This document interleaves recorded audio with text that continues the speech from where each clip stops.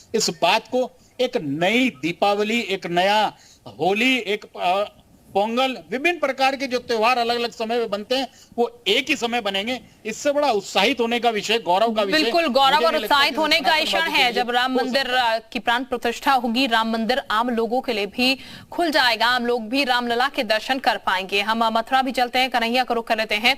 कन्हैया, मथुरा की अगर बात की जाए तो मथुरा में जनता क्या कुछ कह रही है, क्योंकि आस्था तो यहाँ भी है। कान्हा की ये नगरी और राम की नगरी में राम का दरबार पूरा बनने जा रहा है, पूरा होने जा रहा है। देखिए, बिल्कुल जिस तरीके से भगवान श्री राम का भव्य मंदिर अयोध्या में तैयार हो रहा है और उसके भव्य मंदिर की जो खुशी है वो मथुरा के लोगों में भी है। श्री कृष्ण जन्मभूमि मामले के याचिकाकर्ता दिनेश शर्मा हमारे साथ हैं। दिनेश जी, किस तरीके से देख रहे हैं जो अयोध्या में भगवान राम का भव्य मंदिर बन रहा है, तो कैसी खुशी है और किस तरीके से आप इसको देखते हैं? देखिए, सभी को बहुत खुशी है। आज अयोध्या विश्व पटल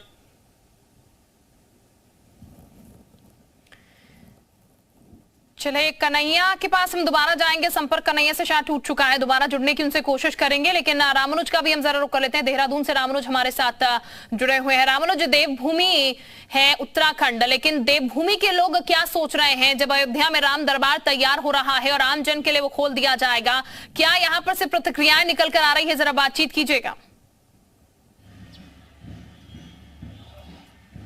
बिल्कुल शिल्पा, राजधानी देहरादून से हम कुछ जो स्थानीय लोग हैं, युवा हैं, इनसे जानते हैं कि आखिर जब 22 जनवरी को रामलला के प्रतिमा की प्राण प्रतिष्ठा होगी किस तरह का उत्साह और उमंग होगा। जी, सारे जहां से अच्छा हिंदुस्तान हमारा।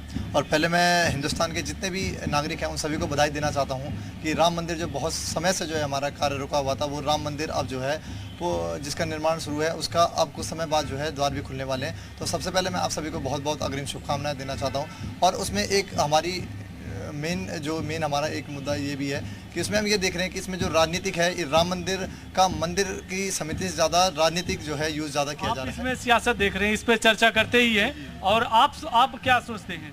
सबसे पहले तो फिर से बधाई देना चाहूँगा पूरे देशवासियों को कि राम मंदिर हो रहा है, जो कि एक बहुत अच्छी बात है कि देशवासियों के लिए राम मंदिर का निर्माण हुआ है जिसमें कि प्राण प्रतिष्ठा की जा रही है। लेकिन हमारा सरकार से ये सवाल है कि इसमें बेरोजगारी कहां से हटेगी, या फिर पलायन कहां से रुकेगा, या फिर देश में इसमें विकास में कहां से आएगा? मुद्दा आपने इसमें जोड़ा है, क्या आप इनकी बात से सहमत हैं? मैं सहमत तो हूँ, लेकिन जो ये राम मंदिर का बनाने का फैसला जो आया है, ये सरकार का इससे लेना देना नहीं है। ये फैसला न्यायालय का है। न्यायालय जो भी फैसला लेगा वो सर्वोच्च होगा, भले ही वो किसी की भी धर्म के पक्ष में जाए। जो न्यायालय को सही लगेगा, इसमें सरकार को कोई भी क्रेडिट नहीं लेना चाहिए। मेरा तो ये मानना है, अगर वो इसे मुद्दा बना रही है। आप क्या सोचते हैं? बिल्कुल, मैं भाई साहब की बात से बिल्कुल पूरी तरीके से सहमत हूँ। भंडारा करेंगे और पूरी दुनिया में ऐसे आनंद मनाया जाएगा जैसा उस समय राम जी के वनवास से लौटने पे मनाया गया होगा। रात में दीपमाला होगी और इसकी तैयारी में और देश को जगाने के लिए बजरंग दल ने शौर्य यात्राएं शुरू की हैं। ये शौर्य यात्राएं देश के लगभग सब जिलों में जाएंगी और उत्तर प्रदेश और ऐसे अधिकांश राज्यों में हर प्रखंड तक जाएंगी और हिंदुत्व का, एकता का, समरसता का संदेश देंगे। दिवाली के बाद संत महात्मा ये गांवों में और शहरों की स्लम बस्ती में पद यात्रा के लिए जाएंगे। उनके दर्शन करने के लिए लोगों को उनके आश्रम मठ में नहीं, केवल अपने घर से बाहर आना होगा। वहीं किसी अनुसूचित परिवार में वो थोड़ा नाश्ता भोजन करेंगे और वहाँ धर्म सभा होगी। ऐसे 3 कार्यक्रम हमने आज तय किए।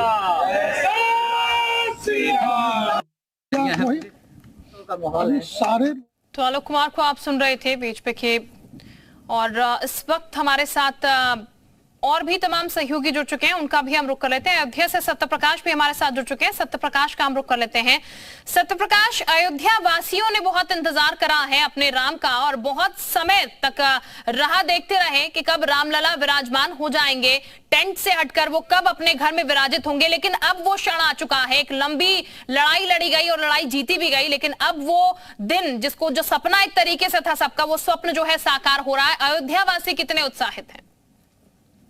जहाँ बिल्कुल जो लंबे समय से जो है राम भक्तों की जो सपना था, जो लंबे समय से इंतजार था, वो अब पूरा होता नजर आ रहा है। और इस समय जन्मभूमि पर सकते हैं जो सीधे राम जन्मभूमि मार्ग गया है, बड़ी संख्या में प्रभावित हुआ है।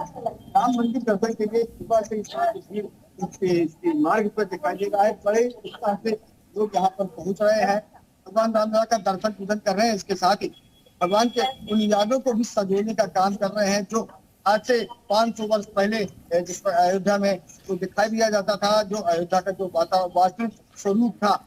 और आज हम आपको तस्वीर दिखाई दीजिए, मेले का स्वरूप इस समय दिखाई दे रहा है। लेकिन बिल्कुल सत्यप्रकाश, इन लोगों से अगर आप बातचीत कर पाए कि कैसा महसूस कर रहे हैं जब राम जन्मभूमि की अब तारीख भी आ गई है।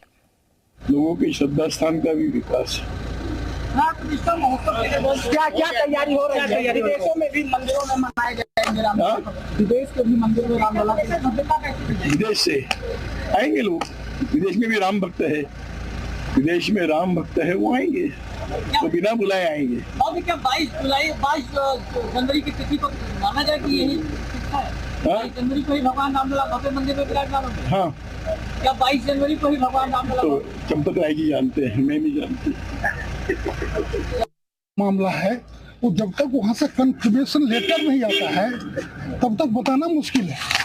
हाँ, ये एक डेट निकल के आई है कि 22 तारीख को शुभ दिन है और इस कई जो ये फिर रिक्वेस्ट भेजा गया है, चिट्ठी भेजी गई है। जब तक स्वीकृति प्रधानमंत्री का दिएगा तब तक ट्रस्ट के नाते मैं नहीं बोल सकता। स्वीकृति तमाम प्रतिक्रियाएं भी सामने आ रही हैं। किस तरीके से राम मंदिर का निर्माण होने के बाद अब इनविटेशन का सिलसिला भी शुरू होगा। प्रधानमंत्री को भी न्योता जो है वो भेजा जाएगा। तमाम सहयोगी भी हमारे साथ लगातार बने हुए हैं। एक छोटे से ब्रेक के लिए हम रुकेंगे, लेकिन लोगों की प्रतिक्रियाएं हम लगातार